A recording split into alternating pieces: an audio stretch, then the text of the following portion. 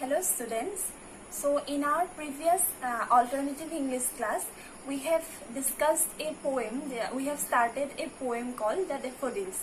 So there we have discussed about the author section. We talked about romantic poetry, Wordsworth, and his way of looking at poetry.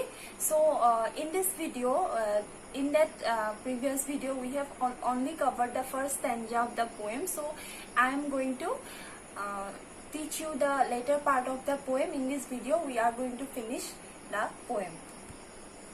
So in the first stanza, we discussed that our poet, the Wordsworth, is comparing himself with a piece of cloud, with a cloud which is loitering around over the valleys and over the mountains. So what the poet is doing, he is loitering, and when he was loitering around, when he was wandering around, he came across a beautiful scene of golden daffodils which attracted him so much, and that scene was beside the lake beneath the tree, and they were very joyfully, very merrily dancing beside the lake. So that scene attracted our poet very much. So let's read the second paragraph, second stanza. Continuous as the stars that shine and twinkle on the Milky Way, they stretched in never-ending line. Along the margin of a bay, 10,000 saw I at a glance, tossing their heads in sprightly dance. So the poet now using another simile, another piece of comparison. Now poet is comparing the daffodils with the stars that is on the Milky Way. Now in the Milky Way there are numerous stars. There are a lot, much number of stars which we cannot count, which is uncountable. Likewise, we have, the poet came across a garden of, or you can say a bunch of daffodils which is numerous in numbers, which is that is why he compared this scene with the numerous stars. So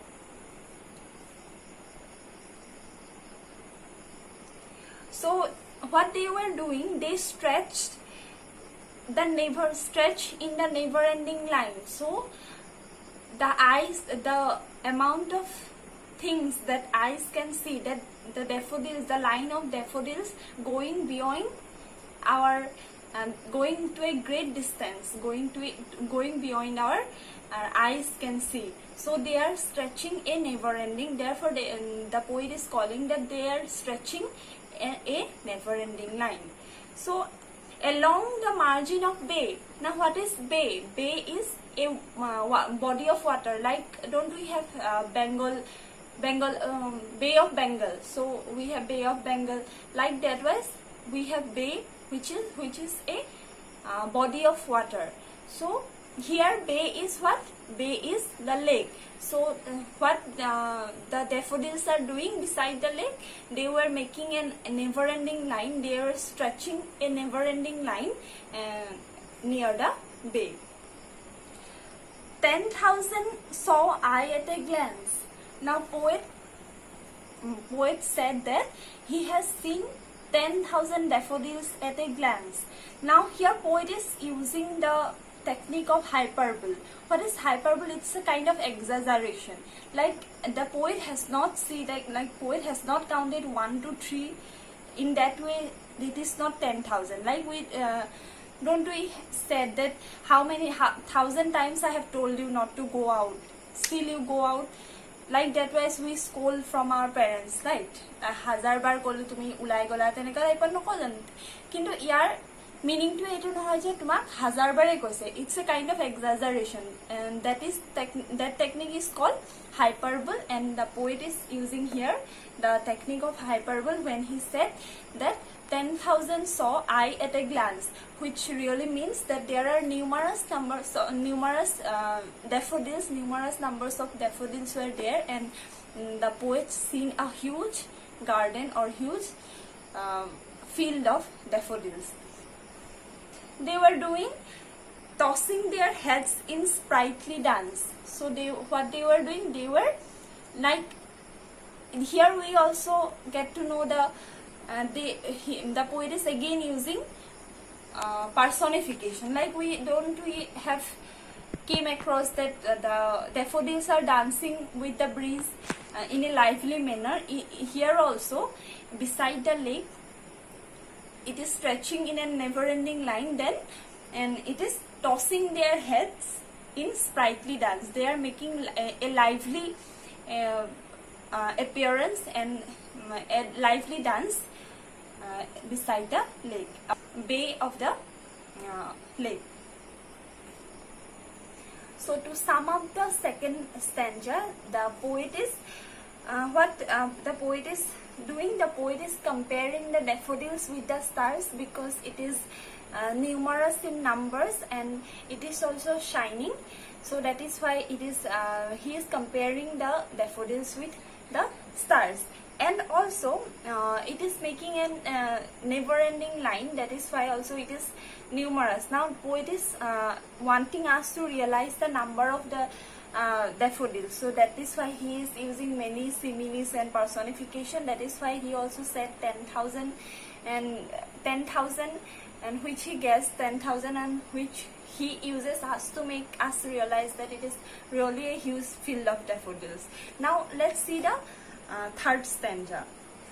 The waves beside them danced, but they outdid the sparkling waves in glee. A poet could not be but gay in such a jocund company. I gazed and gazed, but little thought what wealth to show to me had brought. Now in the third stanza, so our poet was watching that beautiful show, beautiful scene where daffodils are dancing beside the lake. So he could not be anything but happy because that show was really very beautiful for him. That is why he was happy in such a jocund company. Jocund means merry or happy. So the company of daffodils, which was dancing in such a lively manner, making the poet very happy. So in that line, first two lines of the third stanza, the poet said that the waves beside them also dancing and daffodils are also dancing. Now poet is comparing the sparkling waves dancing there with the scene of dancing daffodils. Now why the waves are sparkling? Because that was a sunny day, and the shine of the sun and followed the making the making the waves sparkling. So the sparkling waves are also dancing and the daffodils beside there is also dancing. Now the poet is comparing the two performers, the two dances which will own. So according to the poet, the dance of the daffodils suppressed the dance of the sparkling waves, because for him it is very more happy to see or more joyful to see the dancing daffodils than the sparkling waves. So while watching that scene, the poet could not be anything else but happy. The poet gazed and gazed the scenario, the beautiful scene of daffodils. He gazed and gazed, but little thought. Now the little thought did not mean that little, like a small portion of thought. It means he did not think at all about these things and the beautiful scene of daffodil at that time. He was just watching and enjoying the time. He did not think anything at all. So the wealth the show too had brought me. So what the wealth, what the pleasure, what the value that show brought to him, he did not think at all. So he just watched and experienced that beautiful experience and left out his thought for the day. So in the third stanza, we know that the poet watched that beautiful scenario, that beautiful show, and take back all his memory to his home or to his with him, so that he can use further. Then we in the last stanza we will got to know that how it will later make him feel. So as I have told you in the first class itself, the workshop believe that poetry is an emotion recollected in tranquility. So he don't write things instantly. He later memorize, recollect the past, then pen it down. So here this slogan or this anthem of him will be followed in this poem as well. So we will later get to know that what this company of daffodils, this scenario will brought to him. So in the last stanza, for oft when on my couch I lie, in vacant or in pensive mood, they flash upon that inward eye, which is the bliss of solitude. And then my heart with pleasure flies and dances with the daffodils. So here oft means often. This is an old English word. So for often when on my, so what happened when he is lying in his couch or either in bed in a vacant or pensive mode. Vacant means empty, so empty or a sad mode, or he is sitting alone or lying alone. In that time they flash upon that inward eye. They here refers to the daffodils. So they flash, they recollected in his memory. Inward eye means the eye of the mind, or the imagination or the memory. So through memory they flashes upon my mind, the poet's mind. Place of solitude. Now if he is in a crowded place, or if he is surrounding by a crowd, that will not come to his mind.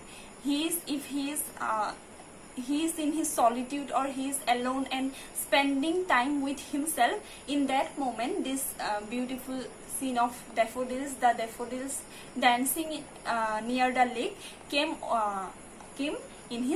upon, flashes upon his inward eyes. And then my heart with pleasure fills and dances with the daffodils.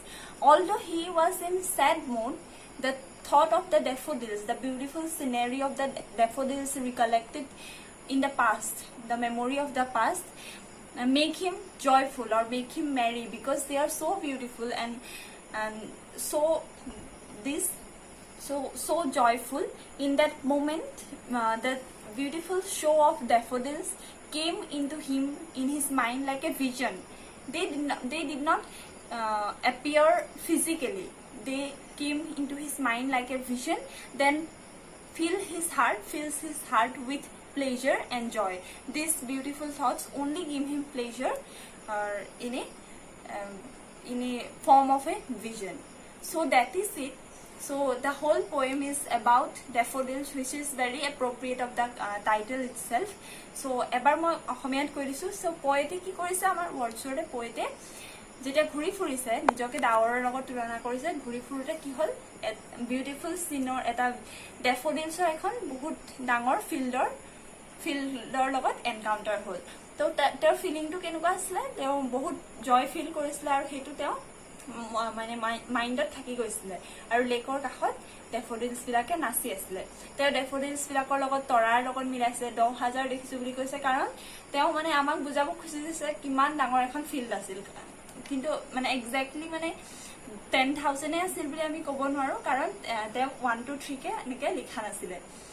তাৰপিছত কৈছে যে তেওঁ কেনেকৈ মানে তেওঁ সেইটো টাইমতে তেওঁ ডেফোডিলছৰ কথা একো ভবা নাছিলে, জাষ্ট চাইছিলে আৰু মোমেণ্টটোক লগত লৈ আহিছিলে. পিছত যেতিয়া তেওঁ ছেড বা লোনলি আছিলে, সেই বিউটিফুল থটটোৱে তেওঁক সদায় জয়াছ কৰিছিলে, আপলিফ্ট কৰিছিলে, আৰু সেইখিনি তেওঁ মানে ভাল লাগিছিলে. তো আই হোপ তোমালোকে পোয়েমটো বুজি পালা, আৰু কিবা থাকিলে, কিবা ডাউট থাকিলে, go through the poem, give it a thorough reading, then clear your doubts in the online class. Thank you.